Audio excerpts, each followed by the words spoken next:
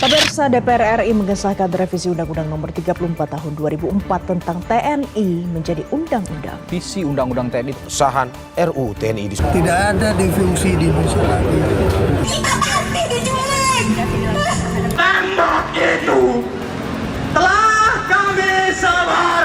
Sementara unjuk rasa ratusan mahasiswa yang menolak RUU TNI di Kupang, NTT juga berlangsung ricuh. Kericuan terjadi saat mahasiswa meminta untuk bertemu Ketua DPRD NTT. Untuk disahkan menjadi undang-undang. Nama aku Naswa Andita. Gue Noveliza Salsabila Fitranti. Riko dari Universitas Gunadarma. Yang aku tahu tentang RUU TNI ini ada batas usia pensiunnya itu lebih dipanjangin lagi. Habis itu ada kesempatan buat orang-orang TNI buat double job. Jadi yang dimana double job ini tuh dapat merugikan masyarakat sendiri. Mata pencaharian masyarakat itu bakal bersaing sama warga orang-orang TNI.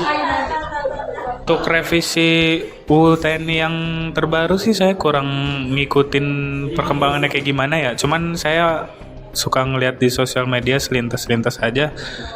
Banyak masyarakat yang khawatir tentang dui fungsi TNI. Yang saya tahu sih cuman sampai situ ya. Sisanya saya masih kurang paham. Jadi hanya itu sih yang saya tahu. Revisi UU TNI itu kan undang-undang yang mengatur tentang tugas ya dan peran TNI.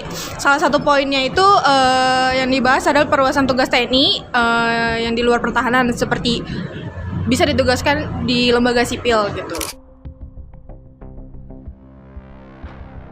Khawatir soalnya aku tahu negara Myanmar itu kan dia pakai kudeta militer kan, yang dimana itu tuh juga menghambat perekonomian mereka, menghambat investasi asing.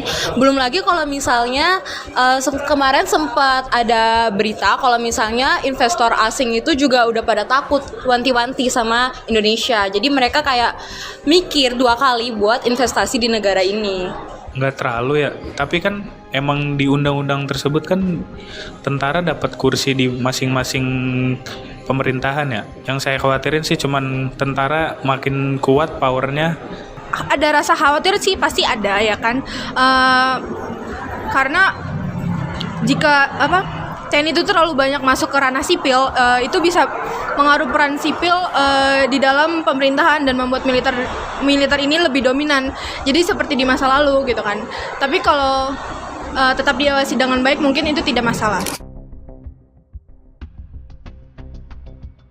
Kayak yang tadi udah aku kasih tahu kalau misalnya ini tuh berdampak banget sama mata pencaharian masyarakat biasa. Kan yang kita tahu kalau misalnya menjadi TNI itu kan ada tes juga kan. Dan TNI itu punya pekerjaannya sendiri. Kalau misalnya mereka bisa double job, di mana ini tuh bisa merenggut mata pencaharian para masyarakat biasa. Kalau untuk dampaknya untuk sekarang sih belum ada yang berdampak yang signifikan ya. Itu hanya kekhawatiran oleh rakyat-rakyat kita aja. Ya kalau masalah khawatir sih sedikit khawatir, cuman saya sih percaya aja sama pemerintahan kita nggak bakal terjadi lah yang kayak dulu-dulu. Bisa jadi ngaruh ya, mungkin misalnya kalau misalkan TNI masuk ke ranah-ranah posisi sipil gitu kan. Jadi orang-orang jadi ngerasa tuh nggak bebas ngomong, nggak bebas berpendapat. Apalagi kan kalau udah nyangkut demo atau protes, jadi bisa makin jadi sensitif tentang protes-protes seperti itu.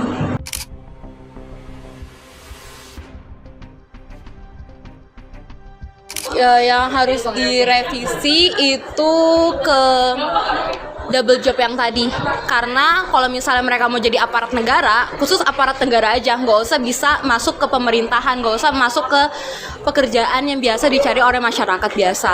Tentara tuh dikasih bangkunya tuh nggak usah terlalu banyak kayak yang ada tertera pada undang-undang ya. Itu aja sih untuk revisiannya ya. Selebihnya sih nggak ada. Menurut saya sih itu pasti harus ada batasan sih ya, yang harus batasan yang jelas banget. Jadi kayak mana tugas militer, mana tugas sipil gitu kan. Terus juga mesti ada pengawasan biar nggak ada disalahgunakan. Jadi jangan sampai TNI jadi pegang dikendali di mana-mana gitu.